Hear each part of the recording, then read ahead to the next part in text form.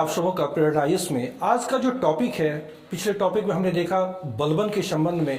तो अब बलबन की मौत हो जाने के पश्चात यानी बलबन के बाद अब राजगद्दी का क्या होता है, किस प्रकार सत्ता का परिवर्तन होता है, क्योंकि बलबन के बाद बहुत अल्पकाल के लिए सत्ता में शासक आसीन होते हैं और शीघ्र ही 1290 ईस्वी में एक वंश की समाप्ति होती है, यानी इलवड़ी वंश की समाप्ति हो जाती है और एक नए राजवंश खिलजी वंश का आगमन हो जाता है। तो ये सत्ता का परिवर्तन किस प्रकार से होता है, इसको आज समझते हैं।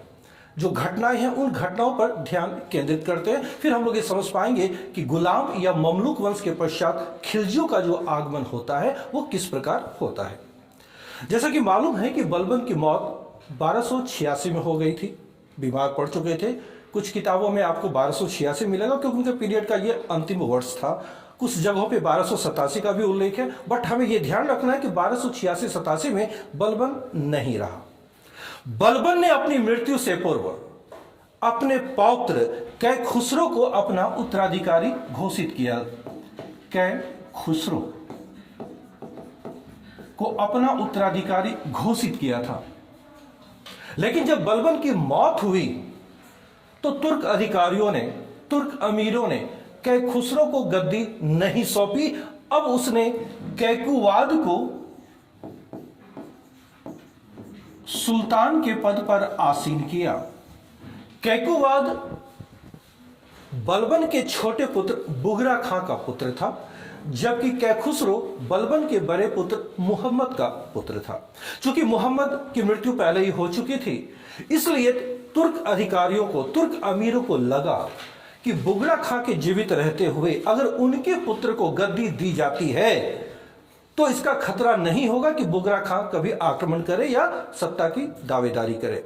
इसलिए तुर्क अमीरों ने यह निर्णय लिया कि कैकुवाद सबसे उपयोगी होगा जो सुल्तान के पद पर आसीन होंगे। इसलिए ध्यान रहे कि कैकुवाद गद्दी पर आसीन हो जाता है बलबन की मृत्यु के बाद। कह सकते हैं 1286 में अगर मौत होती है बलबन की, उसके पश्चात राजगद्दी पर जो व्यक्ति बैठता है वो कैकुवाद है।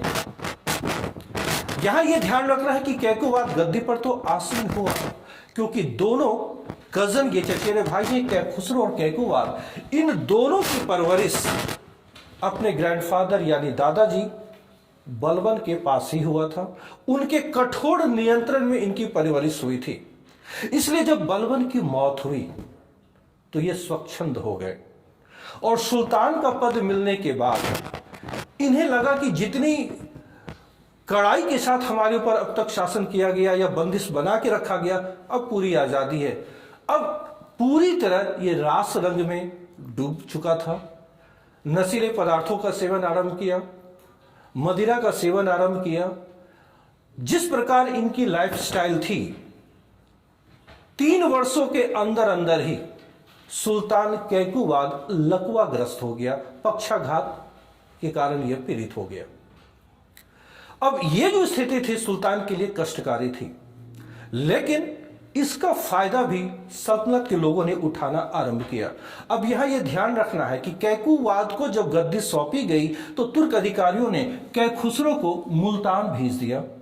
मुल्तान के प्रशासन के रूप देखने के लिए मुल्तान के प्रशासक के रूप में इसकी नियुक्ति कर दी, जो वर्तमान में पाकिस्तान के अंतर्गत है। अब कैकुवाद जब सुल्तान है तो कैकुवाद को और अधिक रास रंग में डुबोकर उसे पथभ्रष्ट करने का काम जो व्यक्ति ने किया वो दिल्ली का दादबक यानी न्यायाधीश मलिक निजामुद्दीन था। नाम याद रखिएगा, मलिक निजामुद्दीन।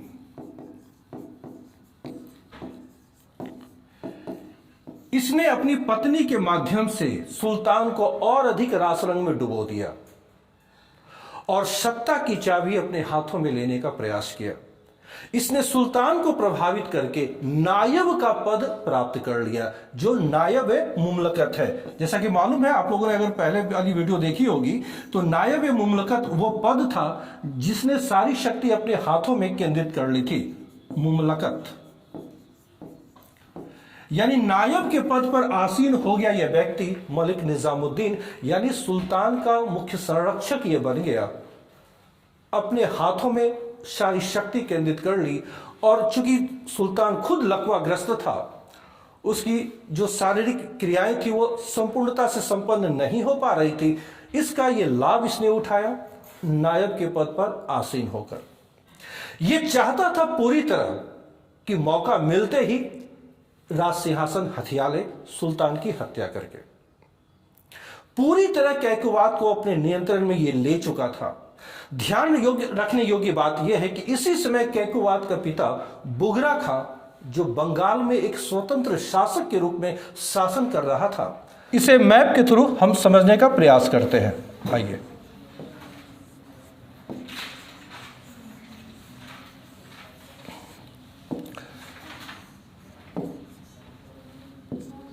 ये सेक्शन बंगाल का है। बस समझने के लिए हमने शॉर्टकट में ये बता रहा हूं आपको। यहां पर मुल्तान है, यहां पर दिल्ली यानी दिल्ली है, और ये बंगाल का इलाका है।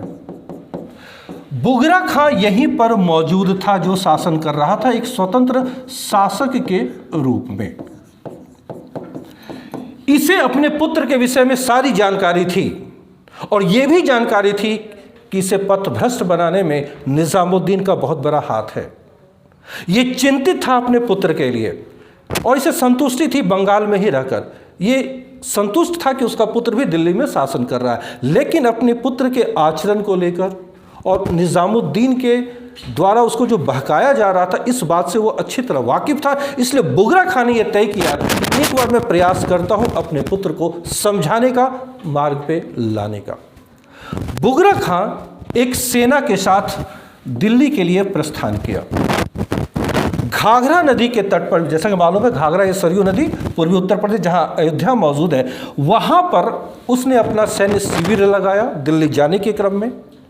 यह सूचना जब दिल्ली पहुंची तो मलिक निजामुद्दीन ने सुल्तान को यानी कैकुबाद को उसका कान भरा कि बुगरा खां जो आपके पिता हैं वो राज्य पर हमला करने के लिए आ रहे हैं। उसका यह पूरा प्रयास था कि पिता और पुत्र के बीच युद्ध छिड़ जाए, दोनों में एकता स्थापित ना होने पाए, दोनों ना मिलने पाए, क्योंकि उसका मकसद था राजगद्दी हथियारा। वो प्रयास कर रहा था कि बुगरा का कैकुबाद से मिलन ना हो।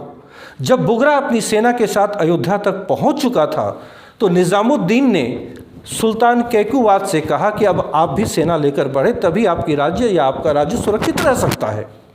अब कैकुबाद भी उतने ही दलबल के साथ अयोध्या के लिए प्रस्थान किया था। बुगरा खां अच्छी तरह जानता था कि निजामुद्दीन हर वो प्रयास करेगा ताकि हम उससे ना मिल सके। तो यहां पर बुगरा खां ने दूरदृष्टि से काम लिया। उसने घोषणा की कि हम आत्मसमर्पण करना चाहते हैं। तो याद रखिए कि कोई सुल्तान, कोई शासक है, अगर वो सरेंडर करता है, आत्मसमर्पण करता है, तो वो सुल्तान के समक्ष ही करेगा। चूंकि बुगरा पिता था, वो सिर्फ ये चाहता था कि पुत्र से उसका एक बार मिलन हो जाए। उसने कहा कि हमें सरेंडर करना है, आत्मसमर्पण करना है। तो अब निजामुद्दीन भी विवश था, क्योंकि अब सुल्तान को तो आगे करना था, क्योंकि सुल्तान के आगे ही बुगरा खां आत्मसमर्पण करता। जिस समय बुगरा खां कैकुबाद के सामने पहुंचा, मिला, कैकुबाद को भी आत्मग्लानि हुई, अपने पिता के चरणों पे गिर पड़ा, माफी मांगी कि उससे गलती हुई है। बुगरा युद्ध के लिए नहीं आया था, उसका मूल वजह था अपने पुत्र को समझाना। उसी अवसर पर जब पिता पुत्र का मिलन होता है तो बुगरा खां अपने पुत्र को समझाते हैं कि इस व्यक्ति से, निजामुद्दीन से सचेत रहो, ये तुम्हारे लिए खतरा है। उसे समझाने के पश्चात वो वापस बंगाल लौट जाता है। यहाँ ये ध्यान रखना है कि कैकुबाद ने अपने पिता के द्वारा समझाए गए वचनों को याद रखा। जब वो वापस दिल्ली गया तो निजामुद्दीन को नायब के पद से हटाकर उसे मुल्तान जाने का आदेश दिया। हमें यहाँ पर यह भूलना नहीं है कि कैकुबाद लकवाग्रस्त था, पूरी तरह शरीर से वो फिट नहीं था। निजामुद्दीन आनाकानी करता रहा, टालता रहा सुल्तान के आदेश को, लेकिन यहाँ पर जो सुल्तान के वफादार अन्य तुर्क अधिकारी थे, उसने मौका देकर निजामुद्दीन की हत्या करवा दी। निजामुद्दीन की जब हत्या हो गई तो अब कैकुवाद के सामने एक यक्ष प्रश्न था कि अब शासन सत्ता या नायब यानी संरक्षण का पद किसे दिया जाए, यानी किस महत्वपूर्ण व्यक्ति को यह दायित्व दिया जाए जो कुशलतापूर्वक इसे संभाल ले, अपने दायित्वों का निर्वाह करे। तो अब उसने दीपालपुर, जो वर्तमान में पंजाब, पाकिस्तान के पंजाब सेक्शन में यहाँ पर दीपालपुर है, अगर पंजाब पाकिस्तान का देखेंगे तो वहाँ का प्रांतपति था जलालुद्दीन फिरोज खिलजी। उसे उसने बुलाया और उसे बरन यानी बुलंदशहर जो उत्तर प्रदेश में है, बरन, वहां की सूबेदारी सौंपी और आरिज़-ए-ममालिक का पद प्रदान किया। आरिज़-ए-ममालिक का मतलब सेना का प्रधान अधिकारी उसे बना दिया। यहाँ ये ध्यान रहे कि जलालुद्दीन फिरोज खिलजी तुर्क नहीं था, वो एक अलग खिलजी खानदान से बिलोंग करता था। उनकी नियुक्ति का दरबार में सभी लोगों ने विरोध किया क्योंकि वो तुर्क नहीं थे। इसी समय क्योंकि जलालुद्दीन के हाथों में काफ़ी शक्ति थी, वो आरिज़-ए-ममालिक यानी सेना का प्रधान सेनापति था, उनके खिलाफ षड्यंत्र किया गया क्योंकि तुर्क लोगों को लगता था कि कभी न कभी ये सुल्तान का वध करके राजगद्दी हथिया लेंगे। इसलिए जलालुद्दीन के विरुद्ध ही षड्यंत्र आरंभ हो गए, लेकिन इस षड्यंत्र की जानकारी जलालुद्दीन को मिल गई थी, वो सचेत हो गया था। इसी बीच कैकुवाद की स्थिति लगातार बिगड़ती जा रही थी, तो तुर्क अधिकारियों ने कैकुवाद के स्थान पर उसके नाबालिग पुत्र जो मात्र 3 वर्ष का था, शमसुद्दीन क्यूमर्स, इसी को कैमूर्स भी कहा गया है, आप किसी तरह इसके नाम को याद रखें, क्यूमर्स या कैमूर्स, जो मात्र 3 साल का बालक था, उसे गद्दी पर आसीन करके इसका संरक्षक जलालुद्दीन को घोषित किया। अब जलालुद्दीन को जब ये जानकारी मिली कि उनके खिलाफ षड्यंत्र किया गया है, तो उसने एक दिन मौका देखकर सुल्तान को गोद में उठाया, जो 3 साल का तो बालक ही था, और दिल्ली से दूर बहारपुर चला गया, जो दिल्ली से 6 या 7 मील की दूरी पर अवस्थित एक जगह था। उस स्थल पर अपने सुल्तान को लेकर वो चला गया। इसी बीच ये खबर दिल्ली में फैली कि सुल्तान का अपहरण हो गया है और सेनापति ने ये काम किया है। दिल्ली की जनता में भी ये क्रोध था, तुर्क अधिकारी भी नाराज थे, लेकिन लोगों ने ये निर्णय किया जलालुद्दीन से बात की जाए, उसे वापस दिल्ली बुलाया जाए ताकि वो सुल्तान को सुरक्षित लेकर आ जाए। जलालुद्दीन इस चीज़ को समझ रहा था कि वो तुर्क नहीं है, उनका विरोध होगा, लेकिन उसने भी ये फैसला किया कि जो जनता चाह रही है, जो तुर्क अधिकारी चाह रहे हैं, उसको अभी मान लेते हैं। वो सुल्तान के रूप में क्यूमर्स को मान्यता दी, उसे अपना सुल्तान माना, वापस दिल्ली आया। 3 महीने उसने उसे सुल्तान के रूप में स्वीकार किया, संरक्षक बना रहा।